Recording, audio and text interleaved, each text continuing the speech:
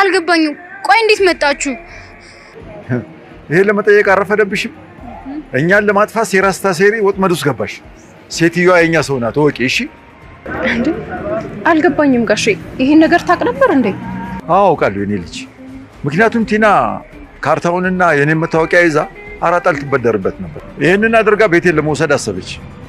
ይሄ ደግሞ ከአንድ አስተዋይ ሰው የሚጠበቅ አይደለም፣ ድድብና ነው። እንዴ እና እንዴት እያወቅህ እስከ ዛሬ ዝም አልክ? ምክንያቱም የትም የማያደርሳት ሙከራ እንደሆነ ስላወቁ። ልክ ነሽ፣ ፊርማዬን አመሳስልሻል፣ መታወቂያንም ይዘሻል። ነገር ግን እውነተኛዋ ካርታ እጅሽ ላይ የለም። የሆነ ሰው ቤት ድረስ መጥቶ ቲና በትልቁ ዕቅድ አውጥታ እኛን ለማጥቃት እየሞከረች እንደሆነ ነገረኝ። ስለዚህ አንድ ነገር ማድረግ ነበረብን። አይንሽ የሚያርፍበትን ነገር ሁሉ ማጥፋት ነበረብን። ከዛም አደረኩት። ቲና አሁን አንቺ መቀመቅ ውስጥ ሊያወርድ የሚችል ማስረጃ አለ። ሰላም ጤና ይስጥልኝ። ውድና የተከበራችሁ የቻናል ቤተሰቦች በያላችሁበት ዓለም ዳርቻ ሰላማችሁ በዘት ተረፈ ይበል። ለዚህ ቻናል አዲስ ከሆናችሁ ላይክ፣ ሰብስክራይብ፣ ሼር እያደረጋችሁ ቤተሰብ እንድትሆኑ በአክብሮት እጠይቃለሁ። ዛሬም እንግዲህ አስተማሪና ተወዳጅ በሆነው በትሁት ድራማ ወደ እናንተ መጥቻለሁ። ቪዲዮውን እስከ መጨረሻው ድረስ ተከታተሉ። ተመስገን ያኔ ትሁት ልጅ አላት ብላ ቲና ስትነግረው ተናዶባት ነበር። ታዲያ አሁን ላይ ቲናና እሱ አንድ ላይ ሆነው ያቀዱት ነገር ነበረ። ነገር ግን ነገሮች ከተበላሹባቸው በኋላ ሁለቱም የሚጠቀሙበትን እቅድ ነበር የዘረጉትና እዚህ ጋር ታዲያ ሁለቱም አልተሳካላቸውምና ተናደዋል። ታዲያ አሁን ላይ ተመስገን ወደ ኋላ ተመልሶ ከዚህ በፊት ቲና የነገረችውን ነገር ለማጣራት ወደ ኋላ ተመልሶ ይጠይቃታል ማለት ነው። ታዲያ ቲናም ትሁት ልጅ አላት ወይ በማለት ይጠይቃታል። ቲናም አላቅም ትለዋለች። እንዴ ከዚህ በፊት አላት ብለሽ ነበር እኮ እርግጠኛ ሳትሆኝ ነው ወይ ይላታል።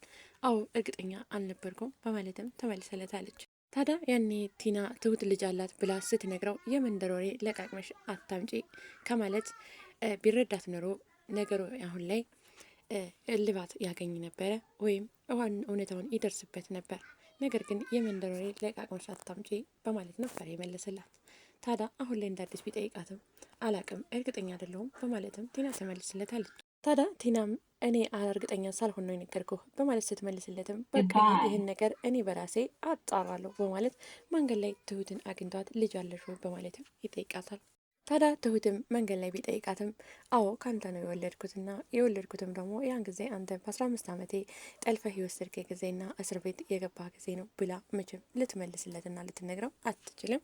እሱ ግን ይሄን ሁሉ ዝርዝሩን ትነግረኛለች ብሎ በሱ አስተሳሰብና በሱ ግምት ትሁትን መንገድ ላይ አግኝቶ ለመጠየቅ ተገዷል ማለት ነው። ትሁት ግን እንደዚህ አይነት ሪስክ ውስጥ ልትገባ አትፈልግም እና ይህን ሁሉ ዝርዝርም ልትነግረው አትችልም። ታዲያ እንግዲህ ትሁት ይህን ነገር እስካልነገረችው ድረስ ድጋሚ ወደ ቲና ተመልሶ አንቺ የማልፈልገውን ነገር ውስጥ አስገባሽኝ፣ የትየትም የመንደር ወሬ ለቃቅመሽ አምጥተሽ ያላጣራሽውን ነገር ብሎ ድጋሚ ከቲና ጋር ሊጋጩ ይችላሉ። ታዲያ ትሁትም ተመስገን ልጅ እንዳላት እንዳወቀ ነቅታለች ማለት ነው። ታዲያ እንዳላመናትም ነበረ ለእህቷ ስትነግራት የነበረው። ታዲያ ትሁትም እዚህ ጋር አንድ ያልገባት ነገር ወይም ያላወቀችው ነገር አለ ማለት ነው። እሱም ምንድን ነው? ቲና ለተመስገን ልጅ እንዳለውና ልጁም የእሱ እንደሆነ የነገረችው መስሏታል ማለት ነው። እና እንደዚህ ነበር እየተረዳችው። ቲና ለተመስገን የቲና ልጅ ያንተ ነው ብላ እንደነገረችው ነበር የገመተችው። እና ተመስገን ምክንያቱም የትሁት ልጅ የእሱ እንደሆነች ካወቀና የተወለደችው ከሱ እንደሆነ ካወቀች ነገሩ ከባድ ነው ማለት ነው። እና ይህንንም ስላወቀች ልትነግረው አልቻለችም ማለት ነው። እሱ ደግሞ ተመስገን የእሱ ልጅ እንደሆነ ካወቀ ቀጥታ እህቷ ያለችበትን ስለሚያውቅ ቀጥታ ሄዶ እዛ ህፃኑን እንደሚነጥቃት ይህንን በደንብ ጠንቅቃ ታውቃለች ትሁት። ምክንያቱም ተመስገን ህፃኑ የእሱ ሆኖ እርግጠኛ ከሆነ ህፃኑን ነጥቆ ይወስድና ከእህቷ ከዛ በኋላ ወደ ትሁት ደውሎ ህፃኑ እኔ ጋ ነው፣ ህፃንሽንና ወይም ልጁን የምፈልጊ ከሆነ ነይና አብረን መኖር እንችላለን፣ ልጃችንም አብረን እየሰራን ማሳደግ እንችላለን በማለት ትልቅ ወጥመድ ውስጥ እንደሚያስገባት ጥርጥር የለውም። በሌላ በኩል ደግሞ አንድ የተናደደችው ቲና ናት። ቲና ደግሞ ያሰበችውና ያቀደችው ነገር ሁሉ ነገር ስላልሳካላት በጣም ተናዳ ትገኛለች። እሷ ደግሞ በጣም የተናደደችው የነ ካሌብን ቤት አሲዛ በእነሱ ብር ልትበደርና ይህን ፊርማ ራሱ የነ ካሌብን አባት ፊርማ አመሳስላ ፈርማም ነበረ። ታዲያ ቲናም የካሌብን አባት ፊርማ አስመስላ ፈርማ ነገሩ እየተሳካላት ነበረ። ታዲያ በዛ መካከልም የካሌብ አባት አውቀው ከዛ ነገሩን እዚህ ጋር ያስቆማታል ማለት ነው። ካስቆማትም በኋላ የመጨረሻ የሚለውን ማስጠንቀቂያም ይሰጧታል። ታዲያ እሷ ያሰበችው ቤቱን አሲዛ አራጣ ልትበደርበትና ከዛ ትጠፋለች። ታዲያ እነሱም ይቸገሩና አራጣ የተበደረችበት ሰውዬም መጥቶ ከወሰደ ብሩን ይውሰድ ብላ አስባም ይሆን ባይታወቅም ግን ደግሞ ቤቱን አሲዛ ልትበደር ነበር። ታዲያ የካሌብ አባትም ዛሬ እንዳላት ማለት ነው ትክክለኛው ካርታ አንቺ እጅ የለም ሲላትም ነበር። እሷ ግን ምን አስባ እንደሆነ ባይታወቅም እሷ ግን ትክክለኛ ካርታ ነው ብላ ቤቱን ልትበደርበት ነበር። እዚህ ጋር ግን እንዴት እንደሆነ ባይታወቅም እሷ እርግጠኛ ሆና ቤቱን ልትበደርበት አስባ ነበር።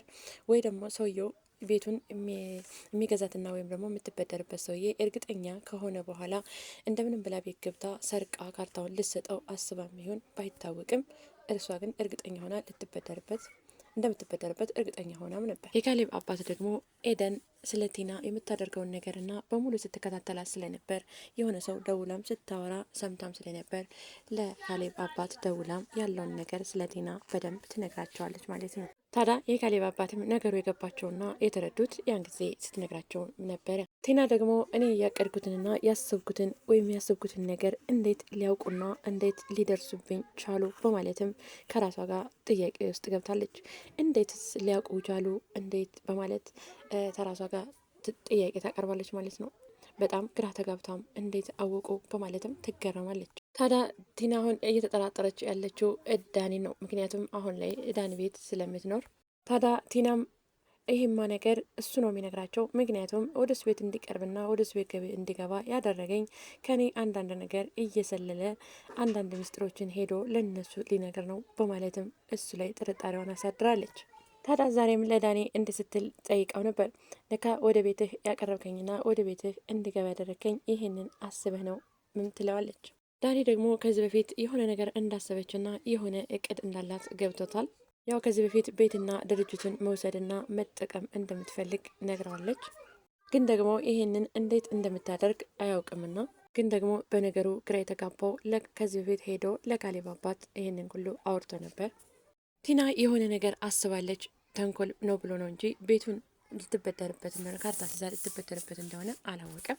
ቲና ደግሞ ይህንን ነገር ያቀድኩትንም ያለምኩትንም ሁሉን ቤቱንም እንደምበደርበት አውቆ ስለዚህ ይህን ስላወቀ ሄዶ ለካሌብ አባት ተናግረው ነው የኔ እቅድና አላማ ሳይሳካ ወይም እልባት ሳያወጣ የቀረው እሱ በመናገሩ ነው ይህን ሁሉ ስላወቀ በማለትም አሁን በሱ ላይ ትጸጸታለች ወይም እየተናደረች ትገኛለች። ግን ደግሞ የካሌብ አባት ይህንን ሲያቅ የመጨረሻ ማስጠንቀቂያ ሰጥቷታል።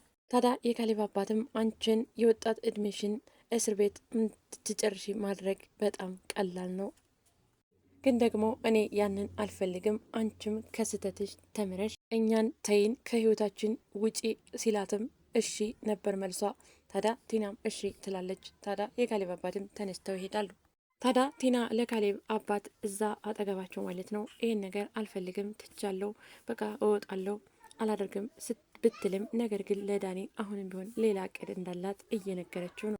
የምፈልገውን ነገር እስከማገኝ ድረስ መቼም ተስፋ አልቆርጥም እያለችም ይመስላል። ግን ደግሞ የካሌብ አባት በቂ ማስረጃ እንዳለው እሷን ወደ እስር ቤት የሚያስገባ በቂ ማስረጃም እንዳለው ሲናገር ነበር።